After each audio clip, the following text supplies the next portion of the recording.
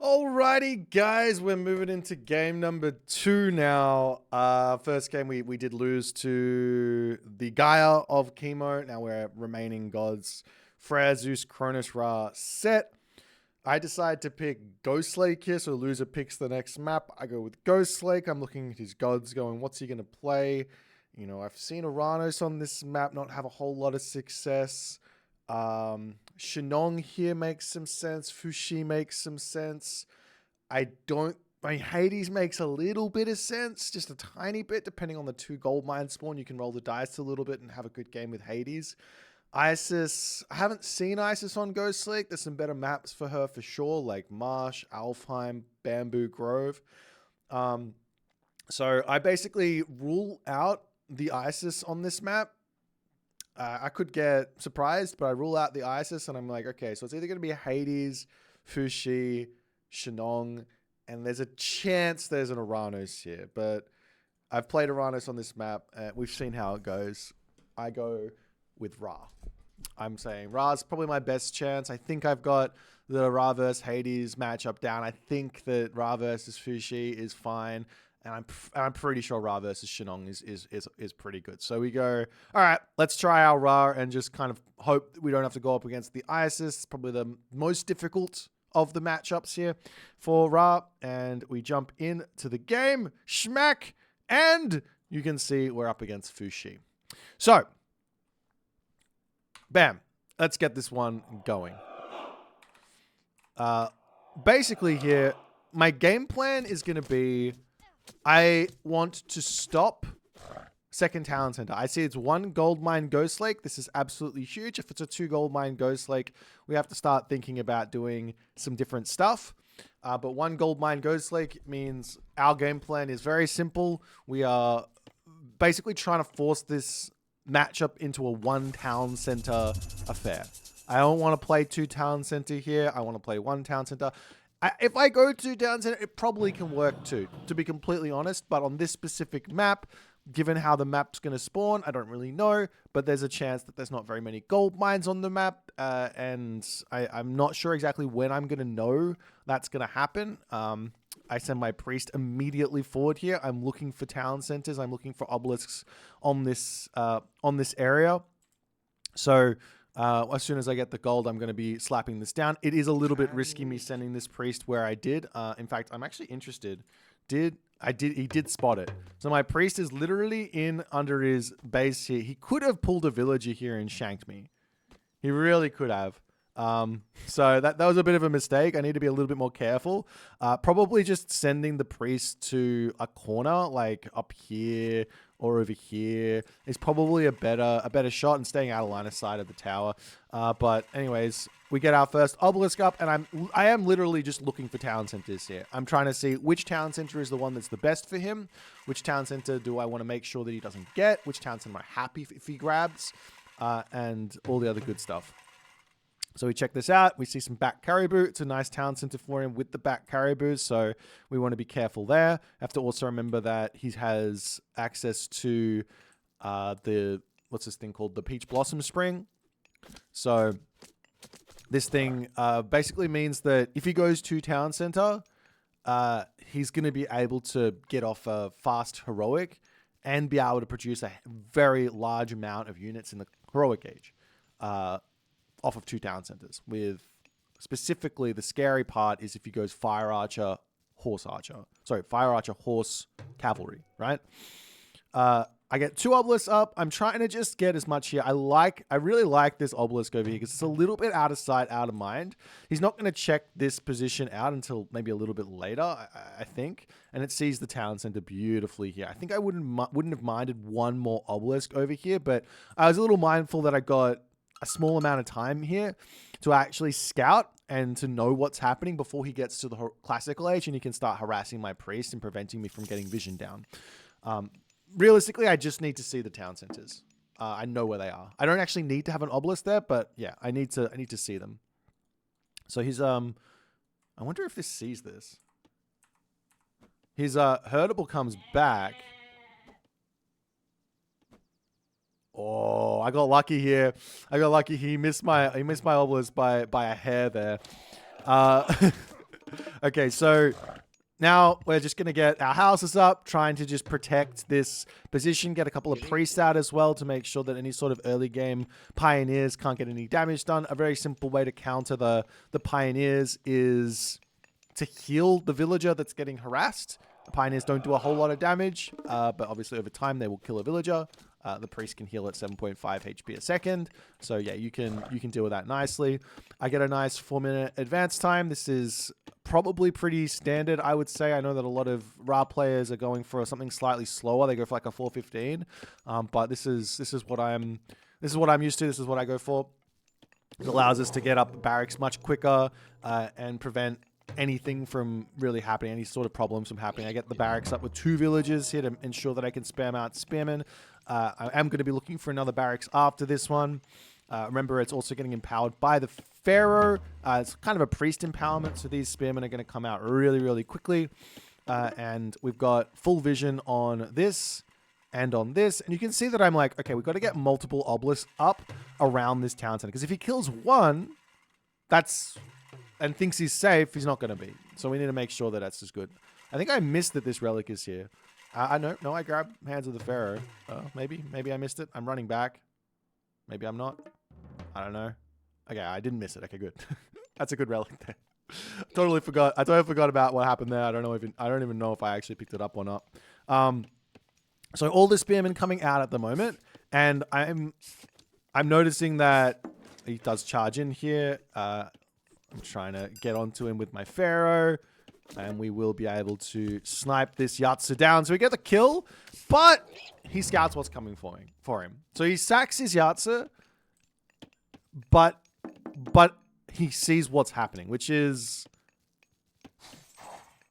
kind of unfortunate because I could be doing something weird here. I could be going for a fast second town center or a village center. I could be doing a whole bunch of weird stuff. But he just confirms that I'm just playing a classical fight. So at this stage, I'm like, okay, he's not going for a town center or he's going for a village center. One of the two. I don't really know. I need to go and figure it out. I need to see what he's doing. So I run my spearmen across. I know that there's a silo here. I know that this is going to be a point of attack. I see a villager here as well. So I can potentially snipe that. But as I get close, he very quickly retreats back and we go, all right, we're not going to charge into that. I see the Quaofu. We come in and not attacking early. I get the surround first and now we get the kill on the Quaofu. This is absolutely huge. I also get my medium spearman upgrade while that goes on. Absolutely huge to snipe that Quaofu early on. That's 3 villagers. But while that's going on, Chemo is in my main base trying to get some damage done. He does manage to idle my villagers, but I managed to react quick enough, sending everything over onto the berries now, and I can move on to potentially this wood line here. Going to get a monument to soldiers up now.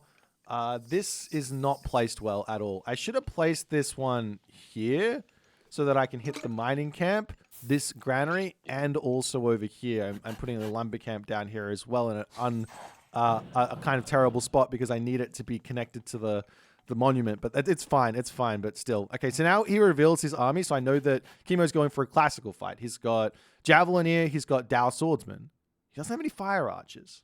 This is a really big deal. Him going for Javelineer here is really, really good for me because it means that he doesn't have a great counter to my spearmen. Right? Obviously, my slingers are going to kill off his fire archers if he has them, but he doesn't have a good answer to my spearmen. So I can just keep pumping spearmen out, even though he's making Dao Swordsmen. Those are scary, mind you, but I can get some axemen out and we can start dealing with just a handful of axemen to deal with the Dao Swordsman. I poke in, looking for just a tiny bit of raids here. He is very quick to notice at this time, pulls back. We can run back with our spearmen, and we're just poking. Like, I'm not looking for anything specific here. I remember, I'm just trying to prevent him from getting a town center. I know he's not going for a fast heroic now, which is fantastic. And we don't have to worry too much about dealing with horse cavalry or anything like that. We've still got this obelisk here, and I don't think Chemo saw it. He's going for the town center, and now we go, great. It's time to look for a shifting sands. I see his army here, and I got to pause here because this is where I was like, okay, what do I do? He's got lightning weapons. Shifting sands is a god power that you're supposed to use to dodge lightning weapons. but I need to be here and attack this, and I'm not close enough. So I have to make a decision in this split moment. Can my 62 population army beat this army that I see here? Now, I know that he is at least 700 resources behind me. Look, he's at 1,000 resources behind me. So at least 700 because he's just dropped a town center. So I know my army's better than his, but is it enough? And to be completely frank with you, I have no idea if I'm going to win this fight. But I have to go for it. This town center cannot go up. I can't be allowing this. We go for it. He doesn't have the fire archers. He's got Javelineer, Dow Swordsman. I'm going to click Shifting Sands here directly on top of his army, such that I can actually be attacking his Javelineers with my Spearmen immediately. He drops the lightning weapons. My Wadgets over here getting huge value on the back line. The Nijar, however, does not go down quick enough, so he manages to kill off 2 of those. But we pick off the Quaofu here. We pick off the army, and we manage to get the dub. We lose about 1,000 military value there on that fight. So a very, very heavy win. We deny the town center. We killed 2 Quaofus, and we're now in a commanding position. Dropping the obelisk up immediately, trying to snipe these Javelineers. This is something that I think Chemo is so good with these archers. He is probably one of the best currently playing with his archer control from what I've seen. Really, really strong. So obelisk comes up. We're going to keep an eye on this town center forever here. And we can just keep flooding. Our next goal after this big mistake from, this big win for us, kind of a mistake from Chemo. I wasn't sure if it was or not, but obviously it didn't quite work out for him. Next goal right now is to just go, all right, he's got the Peach Blossom Spring to get himself gold. And then we got a gold starve on the way. So I see my gold mine's got 700 gold left in it. I know he's making Javelineers, which don't cost a lot of gold, but he's also making Dow Swordsmen, which do cost a lot of gold. So all I got to do now is go, where are all the gold mines? I send my Spearman up to this top corner. I don't want to allow any gold mines over here. There probably is a gold mine here. He's looking to move out onto the map. I'm more than happy to take fights here. If he wants to fight me, we go for it. Happy days. Able to snipe down that Nijar on the back there as well. Not exactly sure what he's trying to do with that one. This guy is so much value. So we do have to try and get some damage done onto that. He's moving back over here with the villagers, trying to go for a town center again. It looks like I'm not actually even sure what he's doing with those villagers. Maybe I noticed, maybe I didn't. I don't think I noticed them move over there. Did I not? Hello? How are there villagers there? I think I was too focused on the actual fight. The villagers disappear. But luckily, I think I've got all the gold mines over here. Oh, no, I do not. There's one. Oh, God. That's bad. Oh, dear. Okay. There's a gold mine getting grabbed over on this spot. I don't think I noticed it at all. I do see the gold at the top side of the map. Okay. Going to keep taking these fights. The Dow Swordsmen are good tanks here, but these Javelineers just don't do any damage to my Spearmen. And now we can grab ourselves Leather Frame Shield as well to help boost up them. And the Javelineers will die to my Spearmen here, as I'm so far in front on military that it's going to be incredibly tough for Chemo to pull himself back. Even after all the damage that I've done, he's still at 41 Civ Pop, and that's because of the Quaofus. He's been spending all of his favor on these, so I haven't had to deal with many myth units, which is good. I know that I'm not going to have to deal with, I don't know, but right now, if you see your opponent is equal on civilian after losing all the villages, you know you're not going to have to deal with a whole bunch of lightning weapons. But nonetheless, still just trying to get some picks here. Quaofu over here to get jabbed. But yeah, I've given Chemo, unfortunately, a very healthy amount of life here by giving that gold mine away. So it's still trying to just push forward, still just trying to trade, get picks, move out onto the map. I'm able to grab the gold. I'm able to grab this position over here. And Chemo does decide to tap out here. He does still have this Peach Blossom Spring that he's grabbing. He's got a little bit of life here. If he gets watchtowers and he can stay on this gold mine for a little bit longer, there is a little bit more life here for him, but he is very, very far behind on military, 155 to 60. Don't know why I'm missing houses, but they will go up over here. So yeah, this was a really fun game for me. I managed, like, the pick on the Quaofu early was huge. I just did not know if I win this fight or not. That's the one thing. I think maybe if Chemo had Javelineer, Fire Archer on that fight, maybe things would have been different. I think maybe running a editor test or something and just checking if my type of army beats that similar type of level of resources with lightning weapons would be interesting. We did have some slingers and we did have the Wadgets as well. The Nijak got huge value, but very happy to get a decisive victory here and get ourselves on the board. This is kind of, I know this is going to sound strange, but one thing that one of my own, like, personal goals is to not get 3-0'd. If I could just get myself on the board, the amount of calm comes down like this. Like, it's just like my whole world just becomes like peaceful. Do you know what I mean? Because I'm like, oh, I'm able to beat this guy. That's what it means. It's like, okay, I can play. I've got a chance here, right?